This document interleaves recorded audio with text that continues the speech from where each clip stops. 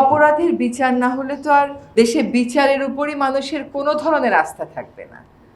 সরকার সর্বোচ্চ গুরুত্ব দিয়ে বিচার করছে, বিচারিক একটা পদ্ধতি আছে, সর্বোচ্চ স্বচ্ছতার সাথে সেই পদ্ধতি মেনেই বিচার করা হচ্ছে, যাতে করে এই বিচার নিয়ে কখনো কোনো নেতিবাচক কথা উঠতে না পারে। আমি অনেক শহীদের বাবা মাকে, পরিবারের মানুষদেরকে আগে দেখেছি, আমার ইয়ামিনের বাবার সাথে আগে কোনোদিন দেখা হয়নি। তো ওর মৃত্যুটা, বিশেষ করে ওর ওই শ্বাস নেওয়াটা শেষ মুহূর্তে আমাকে শুধু মনে করিয়ে দেয় যে আসলে কিরকম একটা দেশে আমরা বসবাস করতাম। শিয়া বাটার ও ভিটামিন ই সমৃদ্ধ লিলি হালাল বিউটি সোপ, তারুণ্যময় উজ্জ্বল ত্বকের জন্য। যে একটা মানুষ বেঁচে আছে, তাকে বাঁচানোর চেষ্টা না করে যারা দেশ চালায় তারা তাকে মেরে ফেলতে চায়, তারা নাগরিকদেরকে পুড়িয়ে ফেলতে চায়। মানুষের তো মৃত্যু হবেই, আমরা অবশ্যই সকলকেই এই মৃত্যুর স্বাদ নিতে হবে, কিন্তু কথা হচ্ছে দেশের সরকারের কাছে, সরকারের হাতে নাগরিকেরা কি পরিমাণ অনিরাপদ হয়ে যায় শুধুমাত্র ব্যক্তি আর গোষ্ঠী আর দলীয় স্বার্থের কারণে, সেটা আমাদেরকে ওই মৃত্যু থেকে উপলব্ধি করতে হবে।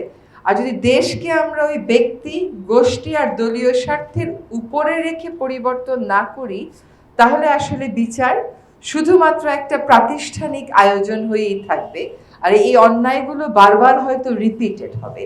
কাজে প্রাতিষ্ঠানিক বিচারের পাশাপাশি দেশ বদলানোর যে একটা দায়িত্ব আমাদের সকলের আছে, দেশ বদলানোর যে একটা বাসনা, একটা ইচ্ছা এই দেশের মানুষের সকলের আছে, এটাকে কিন্তু সকলকে মূল্যায়ন করতে হবে। দেখেন, যে দেশে আইন শৃঙ্খলা বাহিনী রাজনীতিতে জড়িয়ে পড়ে, তারা সরকারের, দলীয় সরকারের মুখপাত্র হয়ে যায় এবং সেটা চরম আকারে পৌঁছে যায়, তখনই আসলে এই ধরনের ঘটনা ঘটে।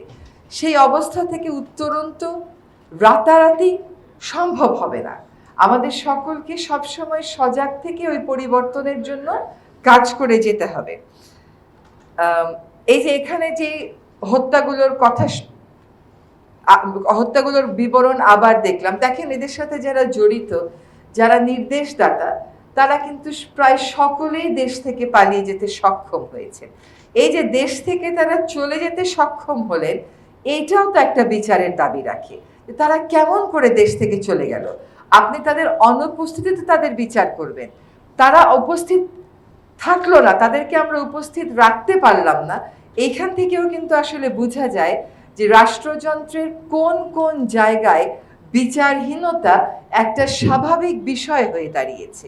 আপনি হয়তো বিচার করবেন, ট্রাইব্যুনাল হয়তো রায় দেবে, কিন্তু তাদেরকে সত্যিকার অর্থে কিন্তু মুখোমুখি হতে হচ্ছে না এই ট্রায়াল প্রসেসের। এটা তো আসলে কোনোভাবেই মানা যাচ্ছে না। ওই রকম বৈরী আবহে আমাদের তথ্য প্রমাণ সংগ্রহ করে, সকল যুক্তি বিশ্লেষণ করে বিচারে যেতে হবে স্বচ্ছতার সাথে। নিশ্চয়ই আইন মন্ত্রণালয় সেই কাজটা করবে। আমরা এখনো গ্রেফতার বাণিজ্য, মামলা বাণিজ্য, এই সমস্ত শব্দ থেকে মুক্তি পেলাম না। তো এগুলো এখনো চলছে। এগুলো একটা রাজনৈতিক কালচার না বদলালে বদলাবে না। এটা যদি আপনি ঠিকও করে দিয়ে যান, কিন্তু রাজনৈতিক কালচার যদি না বদলায়, রাজনীতি যদি বিচারটাকে নিজের মধ্যে ধারণ না করে, তাহলে এই পরিবর্তন আসলে কখনো প্রাতিষ্ঠানিক হবে না। আমরা আর কসমেটিক কোনো পরিবর্তন দেখতে চাই না, সত্যিকার অর্থে মূল্যবোধের জায়গা থেকে পরিবর্তন দেখতে চাই। আমাদের একটা কথা মনে রাখতে হবে, যারা এই খুনগুলো করেছেন তাদের সমর্থকেরা কিন্তু বিভিন্ন সেক্টরে এখন এই সমাজে আছে। যদি না থাকতো তাহলে পালিয়ে গেল কেমন করে? এটা তো আমাদেরকে বুঝতে হবে এবং তাদের জবাবটা আমাদেরকে দিতে হবে আমাদের ভালো কাজের মাধ্যমে, মূল্যবোধ গ্রথিত পরিবর্তন আনয়নের মাধ্যমে। একটা রায় হবে, কিছু মানুষ হয়তো দেশে আছে, তারা হয়তো রায়ের সাজা ভোগ করবেন, বেশিরভাগই তো দেশে নেই।